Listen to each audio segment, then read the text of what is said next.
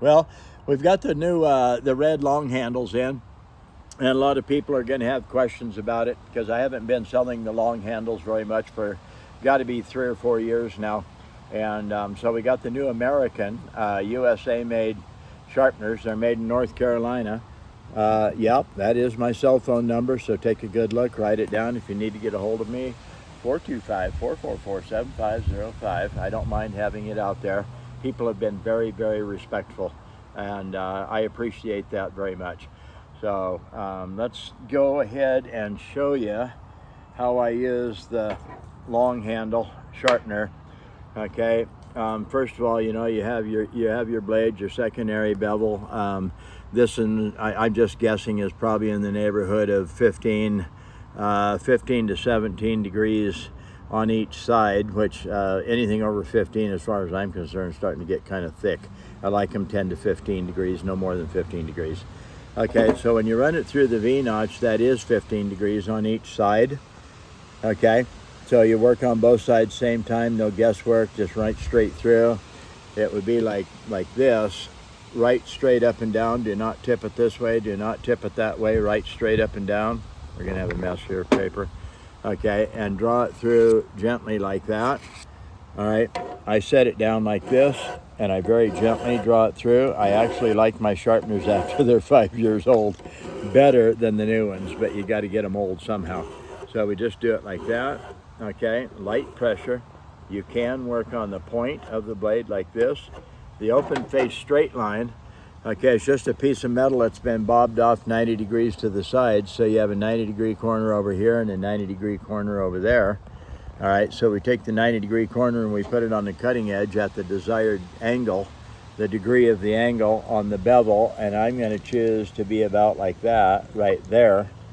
Okay, and then we just turn it a little bit this way or turn it a little bit that way and slide it along the blade. You can set it down and do that right along like this. I can sculpt that blade any way I want to. I can change the angle or the bevel, you know, angle. I can work on nicks, flat spots, broken tips.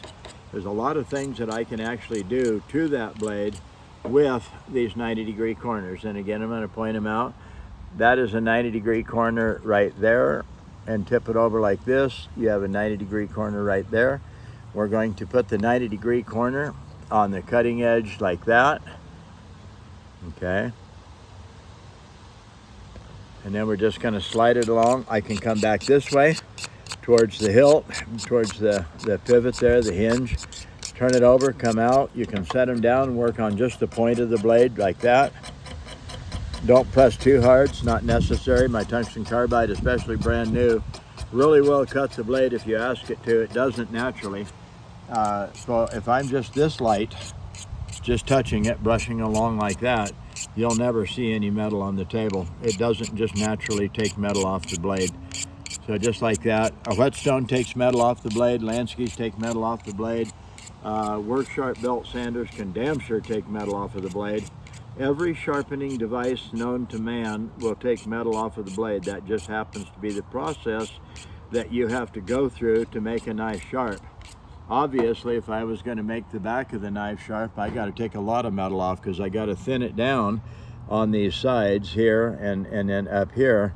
I got to thin it down like the actual cutting edge is until it's so thin that it'll cut and slice. So no matter what you do, what sharpener, you have to take metal off of the blade. So just like that, the red long handle, okay, it's sharpensbest.com, made in USA. And please leave the screws alone. There's no reason to ever take that out or mess with it. You're going to ruin something. You're going to ruin the screws, or when you put it back together, you're going to strip the threads in the plastic back there. So please leave it alone. If you mess with it and you mess it up, don't call me, because I might have a tendency to chew out your ass, so don't call me. Brad Buckner, 425-444-7505. They're about 4.5 inches long by about 1 1/8 by 1/4 of an inch, 5/16 probably, something like that. They're very pocketable. Put them in your back pocket, take them with you everywhere. So across my hand there, you know, like that. I don't even know, but I think they're maybe an ounce. I'd never paid that much attention to what they weigh. You know, you got your V-notch, V-notch, your open face. I don't have a serrated edge blade, so we just do this. We slide it along, and just like that, work on the tip special if you want to, like this. Turn it over like that. Now I see from the factory that somebody, when they ran this side on the belt sander and then turned it around and ran this side on the belt sander, this is a different bevel because it's a little tiny from the apex to the heel. Is very small. That means it's a steep edge like this. So this one has a much wider, okay, so we know that that one is actually more laid down. This might be 10 or 12 degrees. That one's going to be 15 to 17, 18 degrees, 20 possibly, because it's very much off from the other side.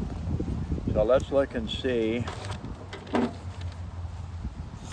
Oh, that's plenty.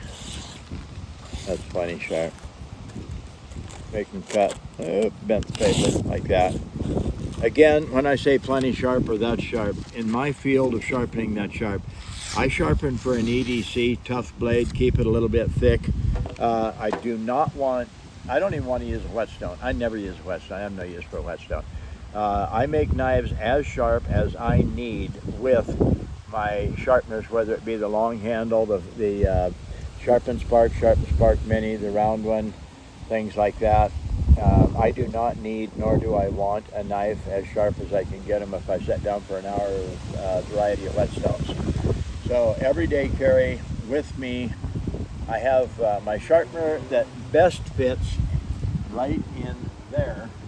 Drop it in your back pocket, leave it there, take it with you everywhere, every day. You can set on them, they don't break, they're tough, they're durable nylon. And again, I say, please leave the little screws alone. Don't take the door off of the side. You don't need to investigate. I'll guarantee you, you're going to tear up the screws or the plastic threads messing with it, so please just don't mess with it. There's some things that are better off just left alone. And if you want to tear one up looking at it, that's fine, but you know, don't complain if you do. They're lightweight, pocketable, easy to carry. They're tough, they're durable. There's plenty of handle to get a hold of. And if I'm not using it on the table or something, this is going to cause you just a little bit of grief, okay? So you have to get around it like this, all right, to slide the blade. So it'd be just like this and go right on around, right off of the point, turn it, tip it a little bit like that, work on it. Come in here, you can come back this way on that corner, out on that corner. I can actually go out on that corner, back on this corner, out on that corner, back on this corner. Work on that corner on this side, back here like that. Tip it over on that corner and do the same thing. It takes a very long time to change the angle on the blade. I mean a long time. It takes a very long time to change the angle. So it isn't like in 2 or 3 sharpenings, touching like this. You're not going to change the bevel on the blade at all. You won't be able to see any change on that blade for the bevel by sharpening, say 4 times, 5 times, even if it takes you 3 or 4 minutes per time when you're sharpening. Notice I hold it where it's basically balancing on my finger, okay? Then I turn it a little bit.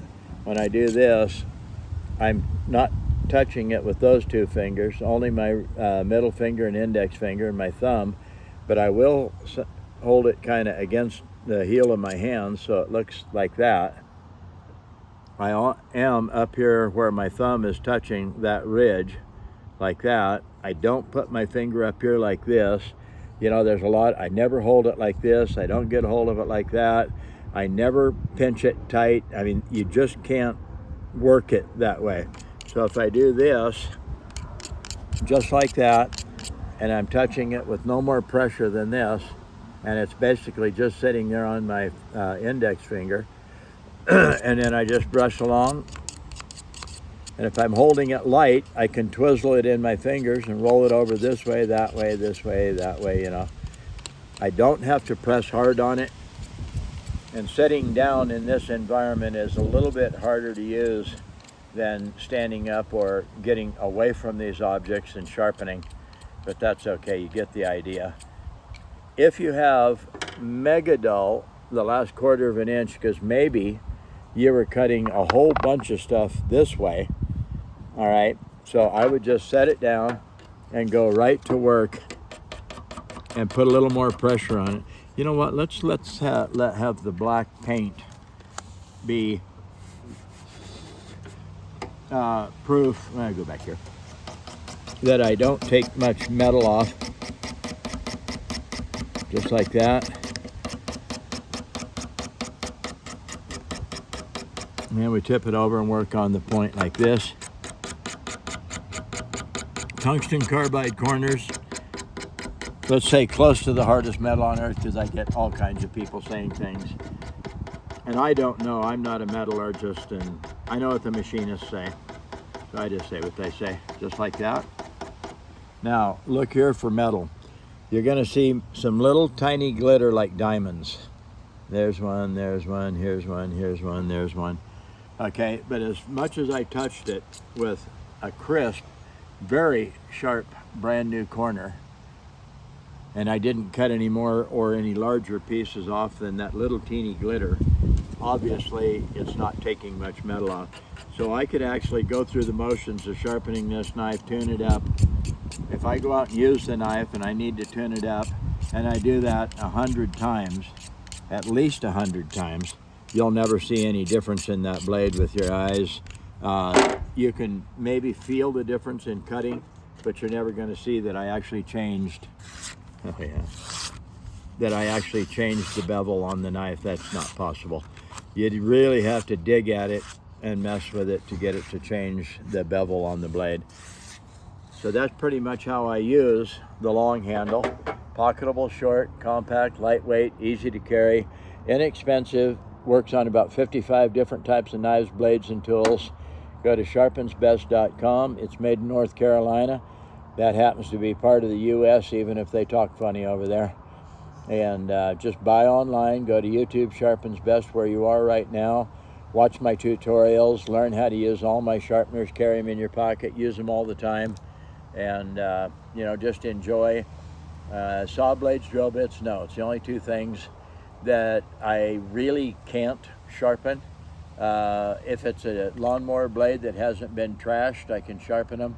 It takes a little while. If they're very beat up, I would suggest you don't go after them with this. You go after them with a 4-inch grinder and actually just grind the lawnmower blade down and fix it properly. But if it's a brand new blade and all you do is cut grass, and it's not all bashed up on rocks and stumps and leveling the ground and, you know, cutting molehills off and everything else, and you tune it up, sharpen the blade every time you use it, then yes, you probably can be very successful in keeping a lawnmower blade sharp under those conditions. So YouTube, Sharpens Best, sharpensbest.com. The new red handles are in. We have 1,235 of them between Chance and I.